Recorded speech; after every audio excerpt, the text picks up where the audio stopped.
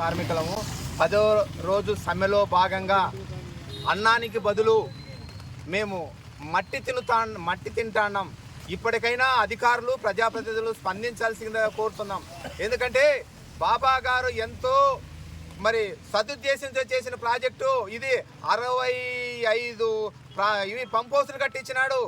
తర్వాత వచ్చేసి దీంట్లో వచ్చేసి 542 మంది కార్మికులకు పనిచేస్తున్నాము.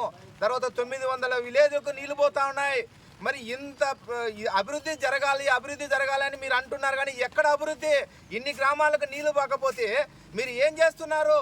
మన్ను తింటా ఉంటే కూడా పట్టించుకోలేని పరిస్థితిలో పాపాన పోకపోతే మేము ఏం చేస్తే మీకు చలనం వస్తుందో మాకు అర్థం కావడం లేదు.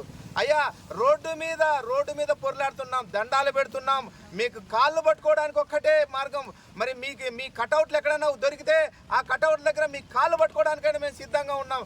ఎందుకంటే మేము పస్తులు ఉన్నాం కాబట్టి మీరు తెలుసుకోవాలని కోరుతున్నాం. అయ్యా, ఈరోజు ఒకటే మీకు చెప్తా ఉన్నాం, ప్రాజెక్టు వయసు అయిపోయిందని మీరు దీన్ని మూసివేయాల్సిన దిశగా మీరేమన్నా అడుగులేస్తున్నారని అనుకుంటున్నారేమో. కన్న